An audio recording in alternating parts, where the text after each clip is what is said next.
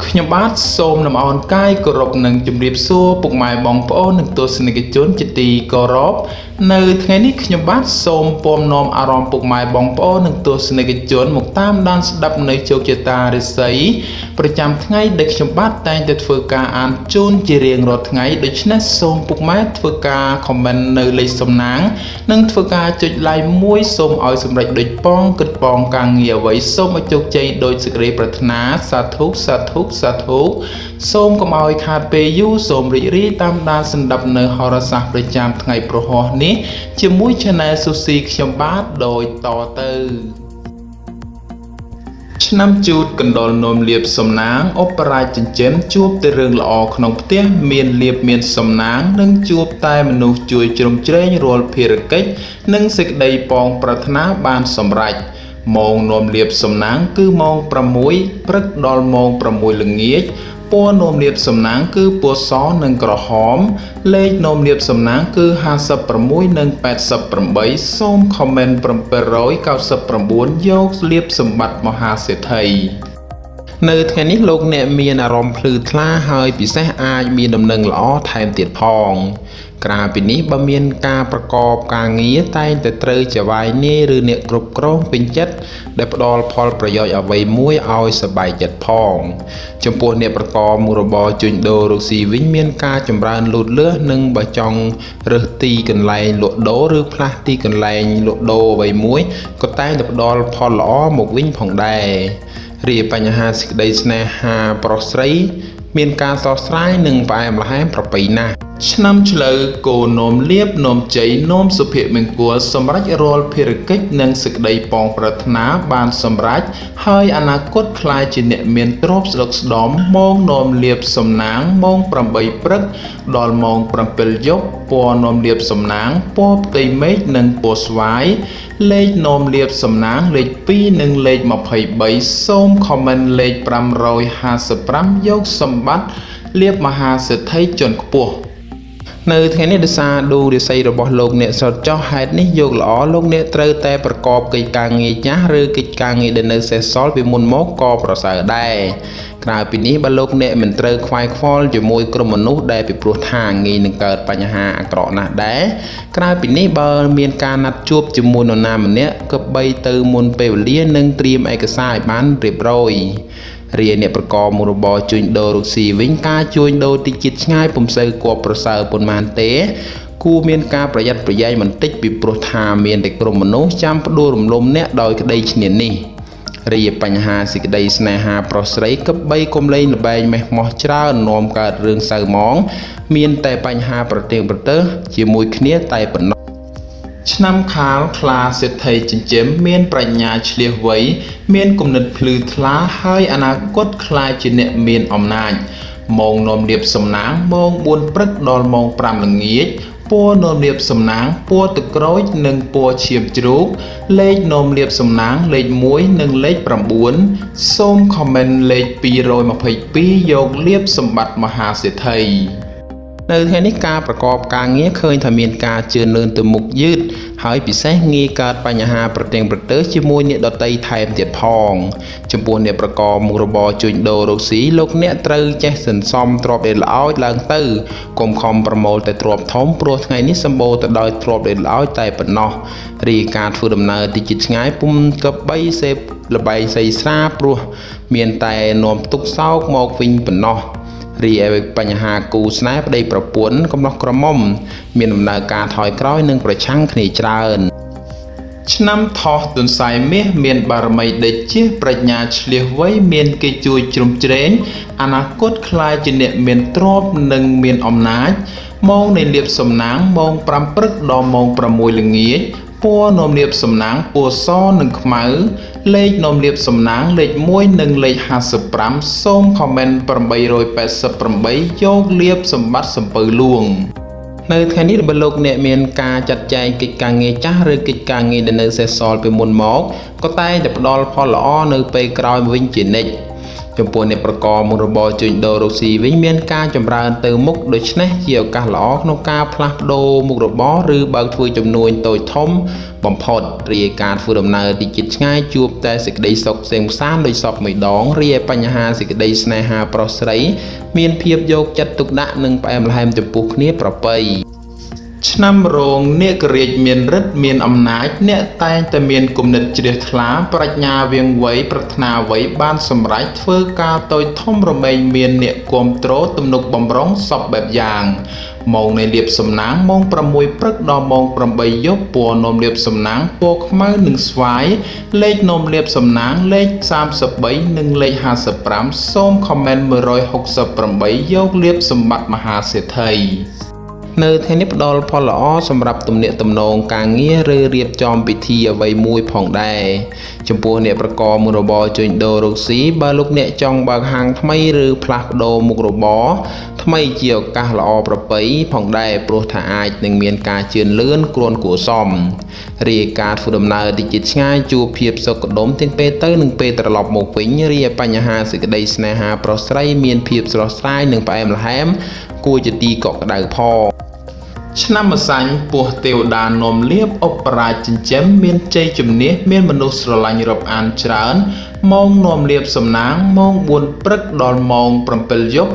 ពណ៌នាំលៀបសំណាងពណ៌បៃតងនិងពណ៌ក្រហមលេខនាំលៀបសំណាងលេខ3និងលេខ22សូមខមមិន777យកលៀបសម្បត្តិទេវតាទ្រព្យនៅក្នុងថ្ងៃនេះដោយសារដួងរាសីរបស់លោកអ្នកស្រុតចុះដូច្នេះបើចង់ធ្វើអ្វីមួយក៏តោងតែមានការប្រយ័ត្នប្រយែងបន្តិចទើបបញ្ហាអាក្រក់មិនអាចចូលមកដល់សម្រាប់អ្នកប្រកបមុខរបរជួញដូររកស៊ីនៅសារថ្ងៃនេះយូនកំពុងដាក់ស្រាប់ប្រឡោះហើយធ្វើឲ្យមានក្រុមមនុស្សតាមឈ្នានេះនឹងជាបាតច្រើនដូច្នេះត្រូវរក្សាភាពស្ងប់ស្ងាត់ទើបជៀសផុតពីចំនួនវិវាទទាំងពួងនេះទៅរួចសម្រាប់សម្ព័ន្ធភាពស្នេហាកំឡោះក្រមុំឬពោះម៉ាយមេម៉ាយក្តីមានការគិតគ្នាក្នុងផ្លូវអាក្រក់ច្រើនធ្វើឲ្យមានការកម្មរកោសឥតសូវស្រួលចិត្តប៉ុន្មានឡើយឆ្នាំមមីសេះមេតបនំលៀបអបរាជចិញ្ចឹមមានសំណាងឈ្នះរាល់មាសត្រូវគ្រប់ច្រកល្ហកឡើងបនស័កឡើងតួនាទីម៉ោងនំលៀបសំណាងម៉ោង7ព្រឹកដល់ម៉ោង7យប់ពណ៌នំលៀបសំណាងពណ៌ទឹកក្រូចនិងពណ៌សលេខនំលៀបសំណាងលេខ7និងលេខ91សូមខមមិន666យកលៀបសម្បត្តិអភិជននៅថ្ងៃនេះបើទោះបីលោកអ្នកធ្វើអ្វីក៏ដោយតោងតែមានការប្រយ័ត្នប្រយែងនិងគិតគូរឲ្យបានគ្រប់ជ្រុងជ្រោយពីព្រោះថាផលលំបាកងាយធ្លាក់មកត្រូវរែកប៉ុណ្ណាសម្រាប់អ្នកប្រកបមុខរបរជួញដូររកស៊ីមិនថាការជួញទីជិតឆ្ងាយនៅក្នុងថ្ងៃនេះមានភាពប្រទែងប្រទើច្រើននិងពិសេសឲ្យប្រយ័ត្នចំនួនវិវាទកើតឡើងរាយការណ៍ធ្វើដំណើរទីជិតឆ្ងាយពុំសូវមានសុវត្ថិភាពប៉ុន្មានទេពិសេសឲ្យប្រយ័ត្នក្រុមមនុស្សបៀតបៀនយាយីដោយប្រការណាមួយរាយបញ្ហាសេចក្តីស្នេហាកំឡោះក្រមុំគប្បីយកភាពចាញ់ឈ្នះដាក់ក្នុងចិត្តច្រើនពេកបើពុំនោះទេនឹងកើតមានបញ្ហាប្រទែងប្រទើឥតឈប់ចូលឡើយឆ្នាំមមេពពេមាសបារមីដេជះមានលៀបមានសំណាងคล้ายជាមហាសេដ្ឋីមហាសាលម៉ោងនាំលៀបសំណាងម៉ោង8ដល់ម៉ោង10យប់ពណ៌នាំលៀបសំណាងពណ៌ប្រផេះនិងបៃតងលេខនាំលៀបសំណាងលេខ66និង77សូមខមមិន789យកលៀបសម្បត្តិអុកញ៉ានៅថ្ងៃនេះដោយសារដួងរាសីរបស់លោកអ្នកឡើងខ្ពស់ដូច្នេះផ្ដល់ផលល្អសម្រាប់ស្ត្រីក្នុងការចាត់ចែងការងារអ្វីមួយពីព្រោះថាផលល្អតែងតែហុចមកវិញផងសម្រាប់នៅក្នុងថ្ងៃនេះផងដែរដោយសារដួងរាសីឡើងខ្ពស់ដូច្នេះអ្នកប្រកបមុខរបរជួញដូររកស៊ីវិញមានការចម្រើនលូតលាស់និងទទួលបានជោគជ័យល្អប្រសើររាយការណ៍ធ្វើដំណើរទីជិតឆ្ងាយជួបភាពសុខដុមទាំងពេលទៅនិងពេលត្រឡប់មកវិញរាយបញ្ហាសេចក្តីស្នេហាប្រុសស្រីប្រចង់ផ្សំគុំគ្រួសារជាឱកាសល្អប្រពៃបំផុតនិងបើមានចំនួនវិវាទជាពេលវេលាល្អក្នុងការផ្សះផ្សាទៀតផងឆ្នាំវោកស្វាមាសមានលៀបមានសំណាងប្រាថ្នាអ្វីតែងតែបានសម្រេចតែនឿយបន្តិចម៉ោងនាំលៀបសំណាងម៉ោង4ព្រឹកដល់ម៉ោង9យប់ពណ៌នាំលៀបសំណាងខ្មៅនិងសលេខនាំលៀបសំណាង112និង56សូមខមមិន777យកលៀបសម្បត្តិមហាសេដ្ឋី នៅថ្ងៃនេះឃើញថាដំណើរជីវិតរបស់លោកអ្នកមិនល្អប្រសើរទេហេតុនេះបើឃើញស្ថានភាពណាមួយមិនល្អគប្បីជៀសវាងឲ្យឆ្ងាយហើយដាច់ខាតមិនត្រូវធ្វើដឹងរឿងអ្នកដទៃពេកឡើយមិនដូច្នោះទេបានគ្រោះភ័យមកវិញជារំខានសម្រាប់អ្នកប្រកបមុខរបរជួញដូររកស៊ីវិញមានការប្រយ័ត្នប្រយែងក្រុមមនុស្សព្រំដីផ្អែមតែសម្បកក្រៅតែខាងក្នុងដូចផ្លែល្វាចាំឆ្លៀតឱកាសដណ្ដើមផលប្រយោជន៍អ្វីមួយពីអ្នករាអ្នកធ្វើដំណើរទៅជិតឆ្ងាយមានភាពសុខដុមដោយសពម្ដងរាបញ្ហាសេចក្តីស្នេហាកំណោះក្រមុំវិញហាក់ដូចជាធ្លាក់ទៀបចុះហើយមានការប្រឆាំងគ្នាច្រើនទៀតផងឆ្នាំរកាមួនភ្លើងពណ៌មាសជួបសំណាងមនុស្សគ្រប់គ្នាជួបហើយតែងតែស្រឡាញ់រកអានទំនុកបំរុងម៉ោងនាំលៀបសំណាងម៉ោង7ព្រឹកដល់ម៉ោង6ល្ងាចពណ៌នាំលៀបសំណាងពណ៌សនិងលឿងលេខនាំលៀបសំណាងលេខ5និង66សូមខមមិន168យកលៀបសម្បត្តិទេវតាទ្រព្យនៅថ្ងៃនេះដំណើរជីវិតរបស់លោកអ្នកល្អជាមធ្យមប៉ុន្តែយ៉ាងណាក៏ដោយសម្រាប់ស្ត្រីនៅតែមានគ្រោះយាយីនៅឡើយដូច្នេះទោះបីធ្វើអ្វីក៏ដោយក៏មិនភ្លឺថ្លាដោយគប់បំណងប៉ុន្មាននោះដែររីអ្នកប្រកបមុខរបរជួញដូររកស៊ីនៅក្នុងថ្ងៃនេះបើចង់បោះទុនតូចធំអ្វីមួយមិនមានអ្វីទោះខុសទេព្រោះថាផលជាផ្លែផ្កាអាចទទួលបានត្រឡប់មកវិញដោយសមបំណងត្រឡប់មកវិញផងដែររីឯការធ្វើដំណើរទីជិតឆ្ងាយតែតែជួបភាពសុខដុមដោយសពម្ដងរីឯបញ្ហាសេចក្តីស្នេហាកំឡោះក្រមុំមានភាពស្រស់ស្រាយនិងផ្អែមល្ហែមប្រៀបដូចត្រីក្នុងទឹកនារដូវវស្សាឆ្នាំចសនៈមានលៀបមានសំណាងពោពេញដោយសុភមង្គលជាពិសេសអនាគតខ្លាយជាសេដ្ឋីកហបតីឬអភិជនចិត្តខ្ពស់ម៉ោងនាំលៀបសំណាងម៉ោង7ព្រឹកដល់ម៉ោង9យប់ពណ៌នាំលៀបសំណាងពណ៌សនិងក្រហមលេខនាំលៀបសំណាងលេខ44និង99សូមខមមិន168យកលៀបសម្បត្តិទេវតាទ្រព្យក្នុងថ្ងៃនេះមានជោគសេរីហើយបើទោះបីធ្វើអ្វីក៏ដោយតែងតែមានការរីកចម្រើនលូតលាស់និងមានជោគជ័យគួរសមផងសម្រាប់អ្នកប្រកបមុខរបរជួញដូររកស៊ីវិញមានការប្រជែងគ្នាច្រើននិងពិសេសការប្រទៀងប្រទើសជាមួយអ្នកមុខរបរដូចគ្នាហេតុនេះគប្បីមានការបើកចិត្តឲ្យទូលាយបន្តិចទើបគ្មានរឿងរ៉ាវចម្រូងចម្រាសកើតឡើងរាយការធ្វើដំណើរទីជិតឆ្ងាយជួបភាពសុខដុមទាំងពេលទៅនិងពេលត្រឡប់មកវិញរាយបញ្ហាសេចក្តីស្នេហាកំឡោះក្រមុំមានការជឿនលឿនទៅមុខនិងផ្អែមល្ហែមប្រពៃឆ្នាំកោជ្រូកនាំលៀបសំណាងនាំសុភមង្គលសម្រាប់រាល់ភារកិច្ចនិងសេចក្តីប៉ងប្រាថ្នាបានសម្រេចហើយអនាគតខ្លាយជាអ្នកមានទ្រព្យស្ដុកស្ដំម៉ោងនាំលៀបសំណាងម៉ោង7ព្រឹកដល់ម៉ោង7ល្ងាចពណ៌នាំលៀបសំណាងពណ៌សនិងផ្កាឈូកលេខនាំលៀបសំណាង45និង67សូមខមមិន567យកលៀបសម្បត្តិមហាសេដ្ឋីកហបតីចិនខ្ពស់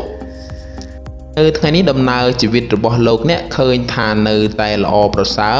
ហេតុនេះបើចង់ធ្វើអ្វីក៏តែងតែផ្ដល់ផលជាផ្លែផ្កាមកវិញគ្រាន់ជាទីពេញចិត្តផងរីការរស់នៅមានភាពសុខដុមនិងក្នុងរង្វង់គ្រួសារបើមានបញ្ហាចំនួនវិវាទជាពេលវេលាល្អក្នុងការដោះស្រាយផងរីអ្នកប្រកបមុខរបរជួញដូររកស៊ីវិញនៅក្នុងថ្ងៃនេះវិញបើលោកអ្នកចង់បើកហាងថ្មីឬចេញប្រកបចំនួនអ្វីមួយជាឱកាសល្អប្រពៃបំផុតរាយការធ្វើដំណើរទៅជិតឆ្ងាយតែងតែជួបក្រុមមនុស្សស្វាគមន៍រាក់ទាក់និងអាណិតស្រឡាញ់ជានិច្ចរីឯបញ្ហាសេចក្តីស្នេហាកំឡោះក្រមុំបើស្គាល់ចិត្តស្គាល់ថ្លើមគ្នាយូរហើយពេលនេះជាពេលវេលាល្អក្នុងការផ្សំគុំគ្រួសារបំផុត